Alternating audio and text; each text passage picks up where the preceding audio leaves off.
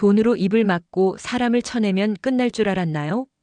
은호의 복수, 영나의 폭로, 그리고 수빈의 당당한 사랑까지. 성희를 향해 사방에서 날아오는 파멸의 화살들. 과연 악녀 성희는 자신이 판 무덤에서 살아남을 수 있을까요? 오늘 이야기 바로 시작합니다. 시작 전 구독과 좋아요 부탁드립니다. 수술이 끝난 뒤 성희는 준비해온 봉투 하나를 꺼내 은호에게 내밀었습니다. 고생했어. 그 말에는 미안함도 고마움도 없었습니다. 정산에 가까운 말투였습니다. 10억이야. 봉투 안에는 10억 원짜리 수표가 들어있었습니다. 은호는 그 돈을 거절하지 않았습니다. 그 점이 성희를 조금 놀라게 했습니다. 은호는 이미 알고 있었습니다. 거절하는 순간 이 여자는 멈추지 않을 거라는 걸. 성희에게 돈은 보상이 아니라 정리였고 거절은 대화의 끝이 아니라 다음 수단의 시작이라는 걸. 그래서 은호는 받았습니다. 대신 아무 말도 하지 않았습니다. 조건도 묻지 않았고 감사하다는 말도 하지 않았습니다. 그 침묵을 성희는 합의라고 착각했습니다. 받았다는 건 이제 조용히 있겠다는 뜻이겠지. 하지만 은호는 그 순간부터 이미 다른 계산을 시작하고 있었습니다. 은호는 더 이상 피해자의 자리에 머물 생각이 없었습니다. 성희 같은 사람은 선의로 대해도 이용하고 거절해도 멈추지 않습니다. 그래서 은호는 판 위로 올라갔습니다. 돈을 받았다는 건 성희의 게임에 들어갔다는 뜻이었고 동시에 다른 게임을 열겠다는 선언이었습니다. 성희는 아직 모릅니다. 그 10억이 자신에게 되돌아올 첫 번째 화살이라는 걸. 그날 밤 은호는 생각했습니다. 나는 10억을 받아 엄마와 엮인 게 아니라 이 돈으로 엄마를 완전히 끊어냈다. 돈 때문에 입을 닫는 게 아니다. 이 돈이 훗날 당신의 목을 죄는 가장 확실한 증거가 되게 만들 뿐이다. 우진의 병실. 너 돈 받았어? 우진은 이미 알고 있었습니다. 은호는 고개를 끄덕였습니다. 10억. 우진의 눈이 커졌습니다. 미쳤어? 너 100억도 거절한 애잖아. 왜? 은호는 고개를 숙인 채 말했습니다. 확인하고 싶었어. 뭘? 이 사람이 나를 얼마짜리 부품으로 보는지. 우진은 숨을 삼켰습니다. 그래서? 은호는 차분하게 말했습니다. 100억은 너를 사고 싶다는 욕심이었고 10억은 나랑 엮인 과거를 지우고 싶다는 오만이야. 우진은 고개를 끄덕였습니다. 그럼 이건 작별 비용이네. 아니, 이건 증거금이야. 나중에 이 여자가 발뺌할 때 나를 딸이 아니라 기증자로 매수하려 했다는 가장 확실한 증거. 이 돈이 존재하는 한 그 여자는 평생 나를 못 건드려. 우진은 한 번 더 놀랐습니다. 은호, 너에게 이런 면이 있었어? 은호는 고개를 저었습니다. 아니, 살아남으려는 거야. 은호는 우진에게 말했습니다. 나 프로젝트 하나 하려고. 무슨 프로젝트? 은호와 우진이 대화를 나누는 사이 병실 문 밖에는 영나가 과일 바구니를 든 채 서 있었습니다. 영나는 오빠 우진의 병문안을 왔다가 은호와 우진이 나누는 얘기를 다 들어버렸습니다. 영나의 손이 덜덜 떨렸습니다. 영나는 입을 틀어막은 채 충격에 빠져 그 자리에 굳어버렸습니다. 엄마가 정말 그랬다고. 오빠를 살려준 은호 언니한테 고작 돈을 던져주고 입을 막으려 한 거야? 늦은 오후 카페 안. 오랜만에 만난 은호와 상철은 한동안 말없이 차를 마셨습니다. 은호가 먼저 입을 열었습니다. 그동안 연락을 자주 못했던 이유를 말했습니다. 우연히 친모를 찾게 된 일부터 쌍둥이 오빠가 있다는 사실까지 차분하게 이야기했습니다. 그 안에 버텨온 시간이 고스란히 담겨 있었습니다.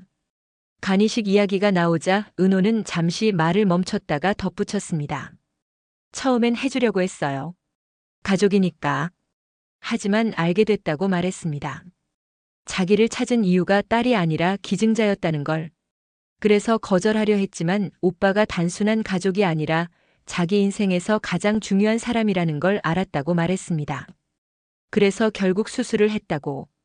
은호의 말이 끝나자 상철은 한참 동안 아무 말도 하지 않았습니다.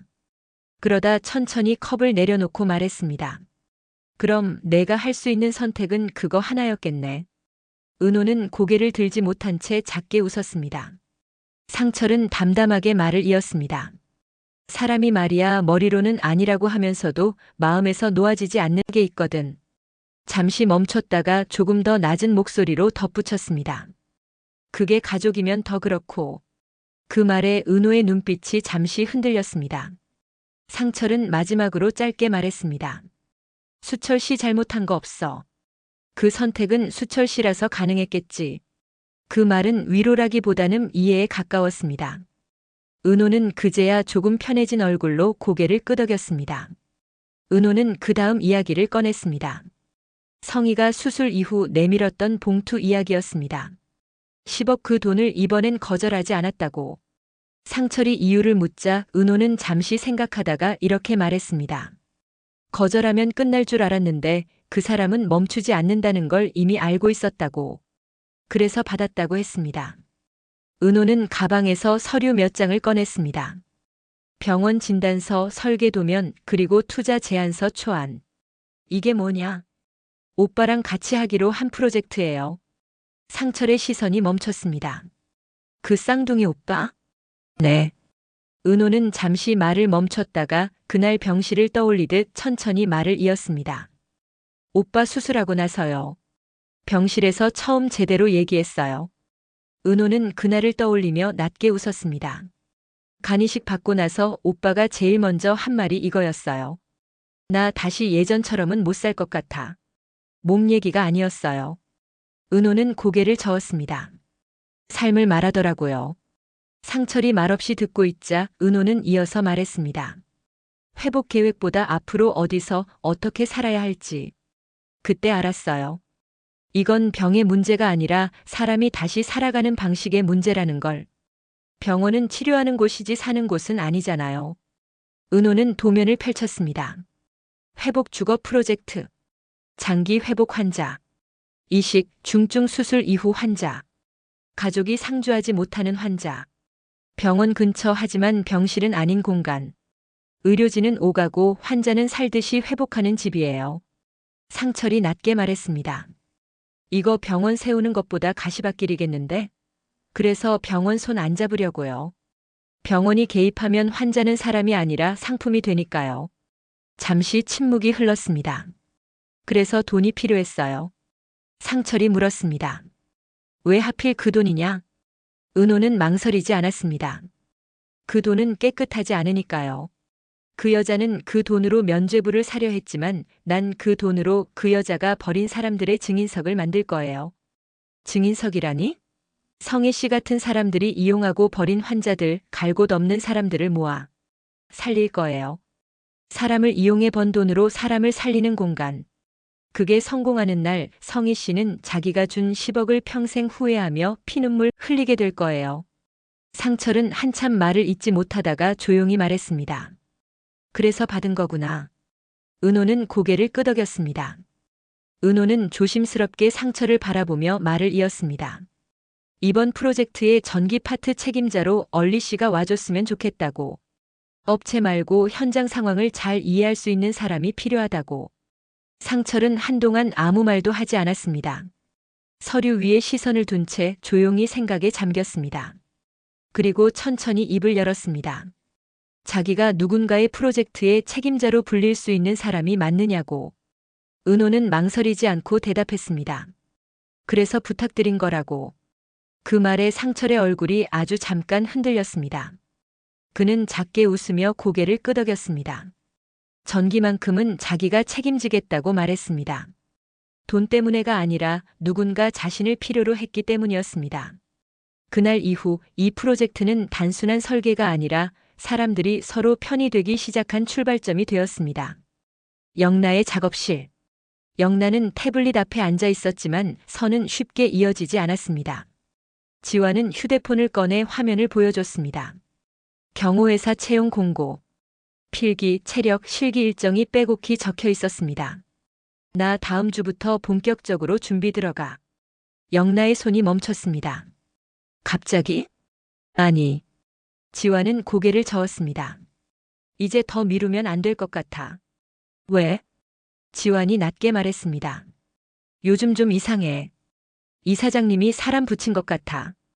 영나가 천천히 그를 봤습니다. 그래서? 내가 내 옆에 계속 있으면 그 사람은 더 자극받아. 그럼 나 혼자 두겠다는 거야? 지화는 단호하게 고개를 저었습니다. 아니, 그래서 방식을 바꿔야겠어.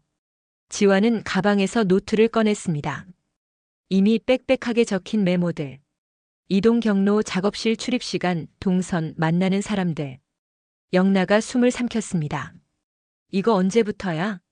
내가 엄마한테 연재만 끝내게 해달라고 한 날부터. 지환이 계속해서 말했습니다. 이제는 가만히 있으면 안 될 것 같아서. 지환은 마지막 페이지를 펼쳤습니다. 최종 변수 영나의 선택. 이게 뭐야? 내가 언제까지 딸로 남을지. 그리고 언제부터 작가로 설지. 영나가 고개를 들었습니다. 그게 왜 중요한데? 지환은 바로 대답하지 않았습니다. 노트를 덮고 한 박자 늦춰 말했습니다. 내 엄마. 제일 싫어하는 게 뭔지 알아? 영나가 미간을 찌푸렸습니다. 뭔데? 자기 손에서 벗어나는 거. 지환은 낮게 이어갔습니다. 자기 허락 없이는 숨도 못 쉬게 하던 사람이 자기가 모르는 버전으로 세상에 발가벗겨지는 거. 이 사장님은 그걸 죽기보다 싫어하거든. 영나가 조용히 숨을 삼켰습니다. 그래서 지환이 말을 이었습니다. 웹툰이야. 그건 그냥 부업이잖아. 지환은 고개를 저었습니다. 아니, 그건 기록이고 노출이고. 웹툰은 설명도 변명도 안 해도 되잖아. 이 사장님이 제일 싫어하는 방식의 노출. 그때 작업실 문이 아주 미세하게 흔들렸습니다. 두 사람은 동시에 숨을 죽였습니다. 문 앞에 누군가 잠시 서 있다가 조용히 발소리를 옮겼습니다. 지환이 낮게 말했습니다. 봤지? 영나의 목소리가 떨렸습니다. 이제 어쩔 거야? 지환은 천천히 웃었습니다. 이제부터 내가 안 무서워지는 훈련을 할 거야. 호신술? 그건 기본. 지환은 노트북을 켰습니다. 말하는 연습. 말하는 거? 그래. 이야기로 먼저 흔들어. 지환은 영나를 똑바로 봤습니다. 그 다음은 내가 막을게. 영나는 한참 글을 보다가 천천히 펜을 들었습니다. 그리고 처음으로 망설임 없이 선을 그었습니다.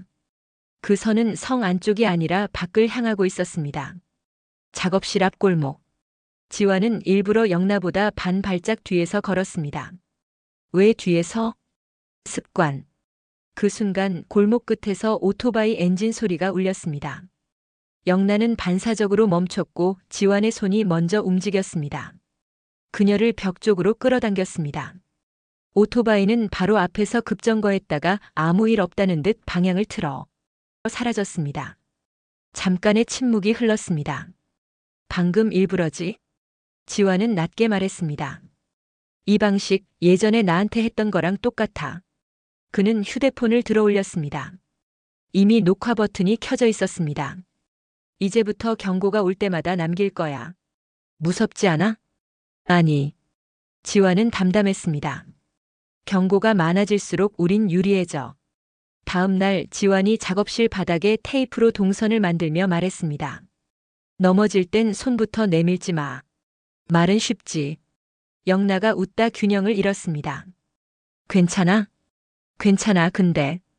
영나가 숨을 고르며 물었습니다. 경호원 시험 떨어지면 어쩌려고? 지환은 잠시 멈췄다가 말했습니다.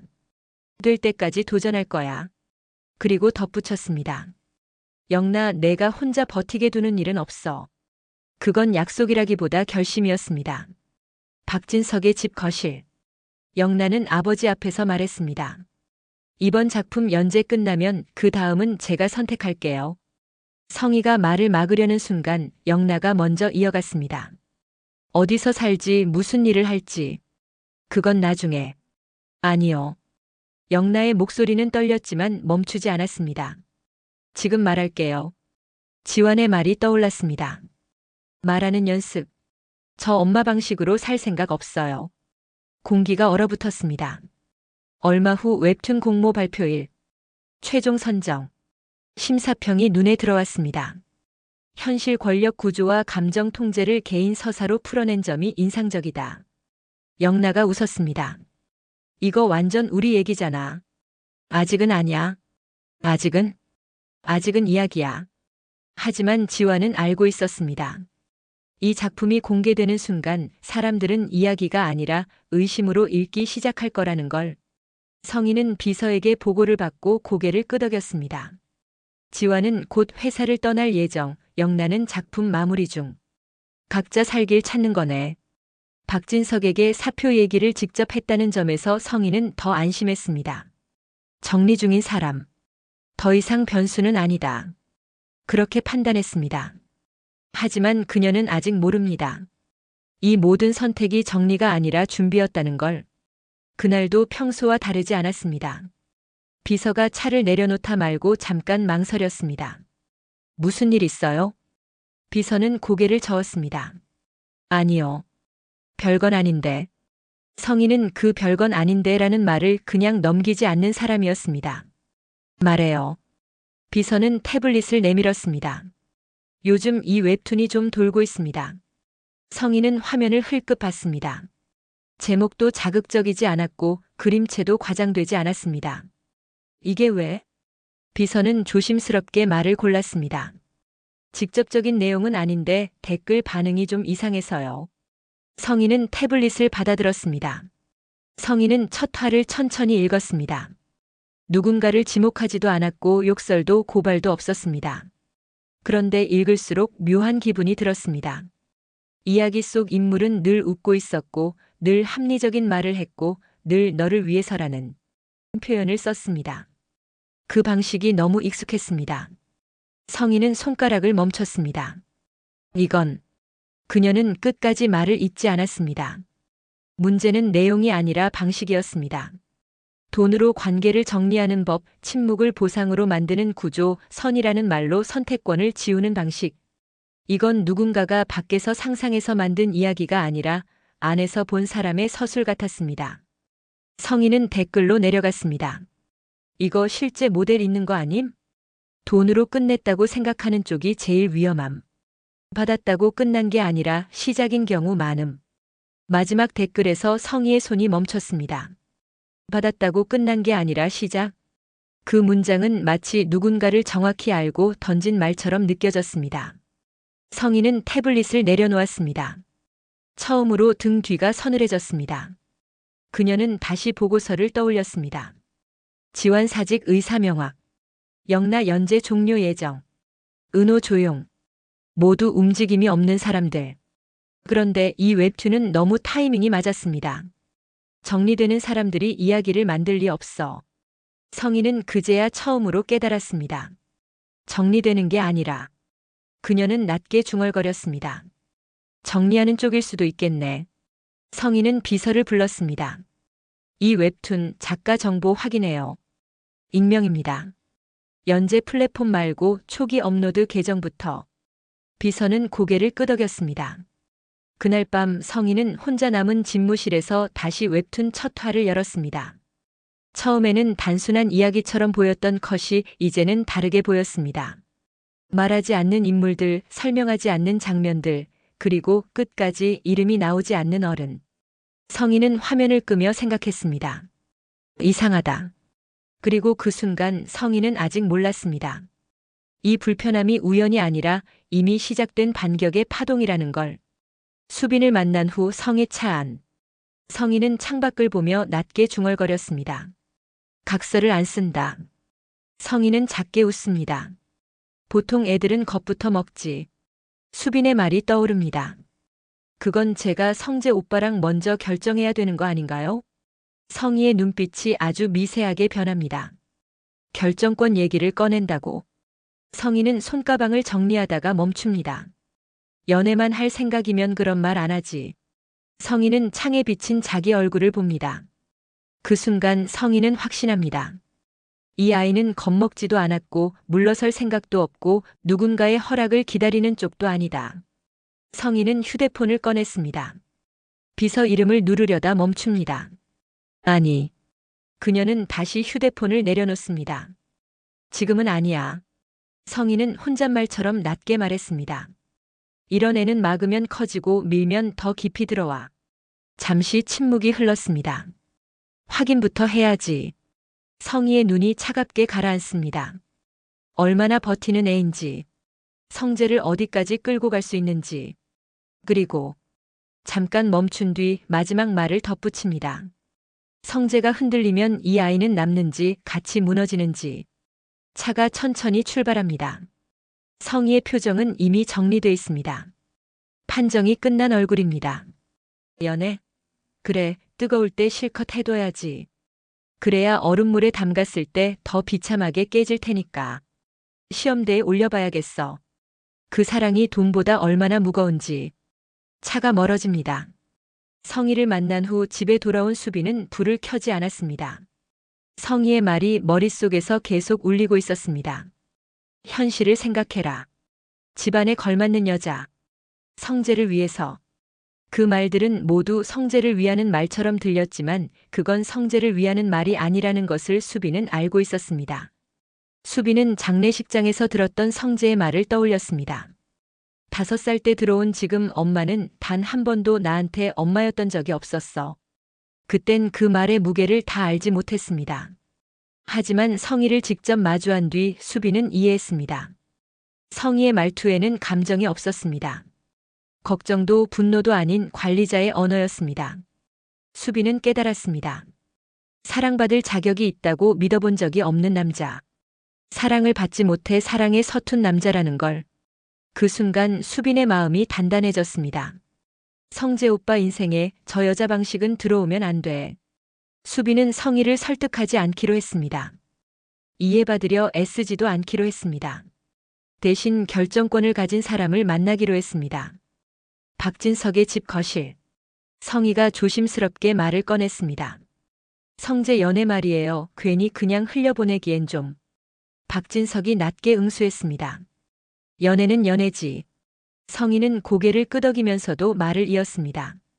처음엔 다 그렇게 시작하죠. 그런데 그러다 잠시 뜸을 들인 뒤 자연스럽게 말을 이었습니다. 100일이 1년 되고 1년이 2년 되고 그러다 결혼까지 갈 수도 있잖아요. 박진석이 짧게 웃었습니다. 결혼은 무슨. 성희는 그 웃음을 흘려보내지 않고 조심스럽게 다음 말을 꺼냈습니다. 그래서요.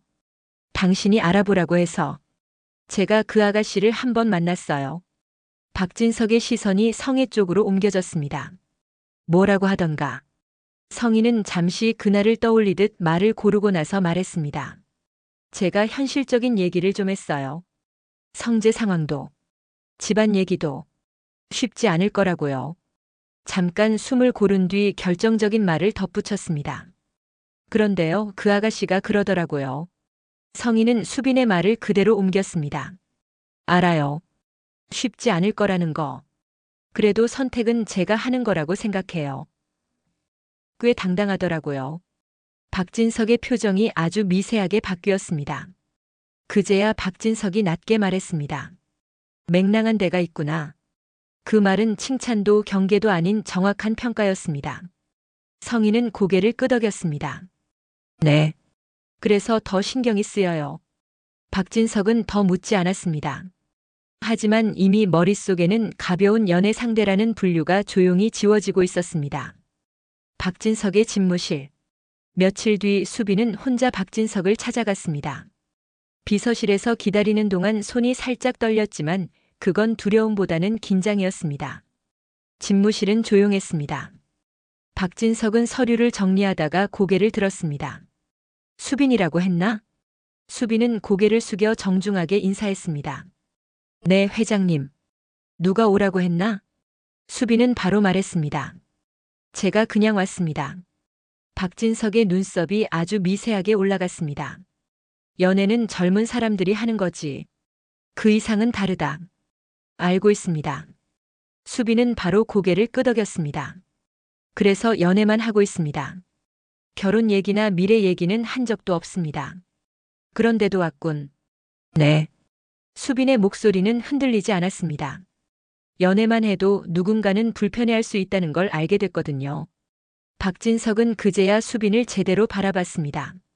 불편해하는 사람이 누군지는 알고 압니다. 그럼에도 그 불편함은 제 몫이 아니라고 생각합니다. 박진석의 손이 멈췄습니다. 뭐라고? 잠시 정적이 흐른 후 박진석이 직접적으로 물었습니다. 그럼 만약 성재가 가진 걸 다 내려놔도 괜찮겠나? 수빈은 조용히 그러나 분명하게 말했습니다. 그건 성재 오빠가 선택할 몫입니다. 하지만 회장님, 저는 얻을 게 있어서 온 게 아닙니다. 잃을 각오가 되어서 왔습니다. 박진석의 시선이 아주 잠깐 흔들렸습니다. 잃을 각오라. 성재 오빠가 저랑 있을 때 처음으로 어린아이처럼 웃더라고요. 그 웃음 제가 지켜주고 싶어서 염치불구하고 왔습니다. 회장님 땡 문턱이 높은 건 알지만 제가 낮아지면서까지 비굴하게 들어갈 생각은 없습니다. 제 인생의 핸들은 제가 잡겠습니다. 맹랑한 데가 있구나. 그래, 어디 한번 연애만 해보게. 그날 밤 수빈은 성재를 만났습니다. 성재는 수빈의 얼굴을 보자마자 불안해졌습니다. 무슨 일 있어? 다녀왔어요. 어디를? 회장님 뵙고 왔어요. 성재의 얼굴이 굳었습니다. 왜 내가? 가하면 안 돼요? 수빈의 목소리는 차분했습니다. 오빠는 늘 자기가 먼저 물러나야 한다고 생각하잖아요. 이혼남이라서, 나이가 많아서, 친구 동생이라서. 수빈은 한 발짝 다가섰습니다. 근데요. 연애는 자격 있는 사람만 하는 거 아니에요. 선택한 사람이 하는 거예요. 성재는 아무 말도 하지 못했습니다. 고백한 것도 나고 시작하자고 한 것도 나예요. 그러니까 끝낼지 말지도 내가 결정해요. 성재의 눈이 흔들렸습니다. 처음으로 선택받고 있다는 생각이 들었습니다. 난 내 인생의 짐이 될까봐. 아니요. 수빈은 단호했습니다. 오빠는 내 선택이에요. 박진석의 집. 박진석이 성희를 보며 말했습니다. 요즘 애들 연애는 좀 다르더군. 성희는 귀걸이를 풀며 말했습니다. 그러게요. 요즘 애들은 선을 너무 쉽게 넘어요. 선을 넘긴커녕 박진석은 웃었습니다. 아주 또렷하게 그어놓던데.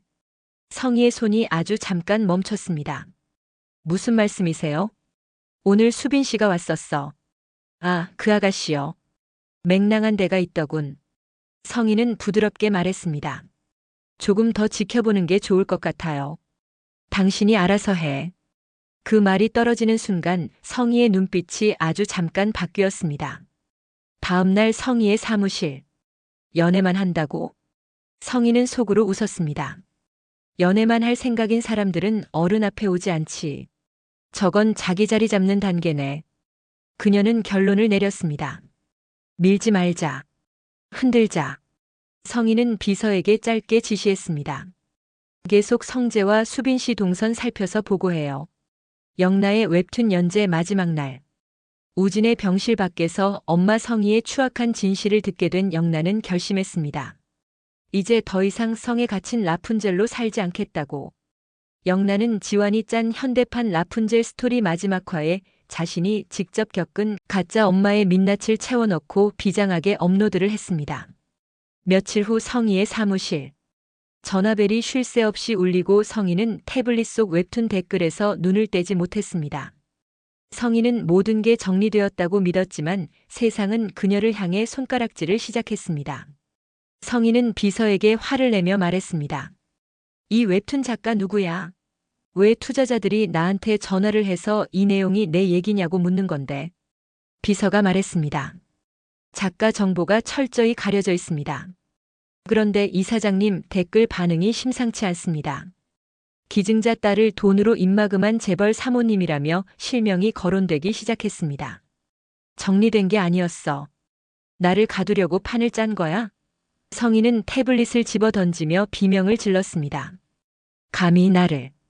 오늘은 여기까지입니다. 시청해 주셔서 감사합니다. 구독과 좋아요 부탁드립니다.